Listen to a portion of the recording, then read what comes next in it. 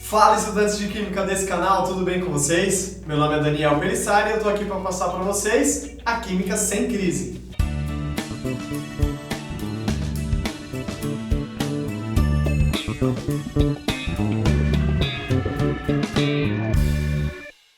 Hoje eu quero falar com vocês sobre o balanceamento das reações químicas. Esse é um assunto de fundamental importância para o seu avanço no estudo da química, ok? Então vamos lá. São basicamente dois tipos de balanceamentos, que é o balanceamento pelo método das tentativas e o balanceamento pelo método redox, que é você analisar quem oxida e quem reduz. O que nós vamos ver hoje é o balanceamento pelo método das tentativas, ok? Primeira coisa, você tem que ter em mente que na natureza nada se perde, nada se cria, tudo o que se, isso mesmo, transforma. Na natureza, tudo se transforma. Tem que ter em mente também que uma reação química nada mais é do que um rearranjo de átomos. Como assim? Os átomos estavam de um jeito, organizados de uma forma, agora eles vão se organizar de uma outra forma. Por isso, um rearranjo. Sacou a ideia? Bom, dá uma olhada nessa figura aqui. Imagina que você tem os átomos dispostos desse jeito, ok? Aí eles vão reagir, esses átomos, então vai acontecer uma reação química e agora os átomos vão estar dispostos desse jeito. O que eu quero que você preste atenção é que o número de átomos ficou igual. O que acontece é que os átomos quebraram as ligações que eles tinham anteriormente para fazer novas ligações, ok? Por isso, rearranjo de átomos, sacou? Então, por que balancear uma reação química? Você precisa balancear uma reação química para deixar os dois lados iguais. De acordo com Lavoisier, existe numa reação química a conservação das massas, ok? Então balancear nada mais é do que equilibrar os dois lados da reação.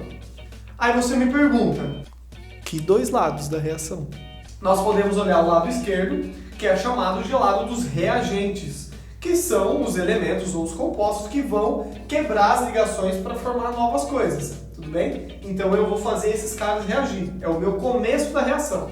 E tem esse outro lado, que é o lado dos produtos, que eles são compostos ou substâncias formadas a partir dos reagentes. A soma das massas do reagente deve ser igual à soma das massas dos produtos, ok? Não vai se perder. Se eu tiver uma situação onde eu tenho A mais B formando um composto C, então seria algo o seguinte: se eu tiver 10 gramas de A reagindo com 15 de B, eu vou ter que ter no C 25 gramas. Tá vendo que a massa aqui do produto é a soma da massa dos reagentes. A massa se conserva, assim como o número de átomos também se conserva. Se eu tiver, por exemplo, 2 átomos de hidrogênio entrando, eu tenho que ter 2 átomos de hidrogênio saindo. Tem que ter. Para fazermos então o balanceamento das reações químicas, nós mexemos no chamado coeficiente estequiométrico, que é esse cara aqui. Então aqui nós temos uma reação química genérica, ok? O coeficiente estequiométrico é esse número destacado para você, tá bom? Quando não tem nada, quer dizer que o coeficiente estequiométrico é 1. O que você precisa saber? Que o coeficiente estequiométrico, ele multiplica todo o composto, toda a molécula ali, tá? Esse númerozinho de baixo, tá vendo? Esse númerozinho de baixo que está na frente do elemento, ele é o chamado índice de atomicidade. Esse númerozinho de baixo pequeno, ele só está falando quantos átomos eu tenho do elemento que está atrás nessa molécula. Então, no caso do H2O, por exemplo, quer dizer que eu tenho 2 hidrogênios na molécula de água, ok? Se eu tiver o coeficiente estequiométrico 5, eu vou pegar 5 vezes 2, eu vou ter 10 átomos de hidrogênio, ok? E 5 vezes 1, eu vou ter 5 átomos de oxigênio. Tudo bem? O índice de atomicidade você não vai mudar, você não vai mexer nele. No balanceamento de uma reação química, a única coisa que você pode mexer é no coeficiente estequiométrico, nesse número. Nesse númerozinho de baixo, você não pode mexer. Tudo bem? Ok, feito isso, você já sabe então que o que você vai mexer no balanceamento é o coeficiente estequiométrico. você já sabe que o índice de atomicidade, que é o númerozinho que você não vai mexer, você sabe que você faz o balanceamento de uma reação química para ter a mesma quantidade de átomos entrando e a quantidade de átomos saindo, você equilibrar as coisas, igualzinho numa balancinha, você vai colocando aqui e tal para balancear. Vamos então ao método das tentativas, ok? Esse método das tentativas é bem simples, basta você seguir 4 passos, ok? Primeiro, balancear qualquer elemento que for diferente de H e O primeiro. Então, a primeira coisa é procurar numa reação qualquer um que for diferente de H e O. Segundo passo, balancear o H. Terceiro passo, balancear o O. Quarto passo, verificar se está todo mundo equilibrado, se a mesma quantidade de átomos está de um lado, tem do outro. Se tiver, fechou, pronto. Se não tiver, volta para o passo 1 e vem organizando tudo de novo. Beleza? É só isso. E aí, você acha que entendeu? Então faz o seguinte comigo, vamos ver se você consegue resolver esses exemplos aqui. Minha sugestão é que você dê uma pausa na hora que aparecer o exemplo para você tentar resolver. Aí depois você dá o play e confere a resolução. O que você acha? Vamos lá? Bora! Vê esse exemplo aqui. E aí, conseguiu? Vamos ver como é que ficou? Começa balanceando diferente de H e O. Bom, nesse caso o único diferente de H e O que tem é o I aqui, o iodo. Então eu tenho 2 iodo desse lado. E aqui eu tenho quanto? Só tenho 1. Então eu tenho que fazer T2. Como? Lembra que você só vai mexer no coeficiente estequiométrico. Como é que eu vou fazer esse 1 virar 2? Multiplicando por 2. Então apareceu o número 2 ali. Agora eu tenho 2 vezes 1, eu tenho 2 iodo também. Quantos hidrogênios eu tenho daquele lado? Ah, eu tenho 2. E aqui? Fiquei com 2 também. Acabou, tá balanceado. Fácil, né? Vamos pro próximo exemplo. E aí? Consegue resolver? Dá um pause aí para você tentar. E aí, conseguiu? Vamos ver como é que ficou? Esse exemplo, como é que vai ficar? Você vai começar por diferente de H e O também, tá bom? Então, nesse caso aqui, eu tenho o alumínio, por exemplo, tá? É uma reação de neutralização. Então, eu tenho o hidróxido de alumínio e eu tenho o ácido clorídrico, ok? Então, vamos lá. Eu tenho um alumínio desse lado, eu tenho que ter um alumínio desse lado. Tá? Fechou. Ah, lembra que você sempre vai fazer um lado menor, chegar no lado maior, tá? 1 e 1, tá feito. Agora, outro diferente de HIO, tem o Cl.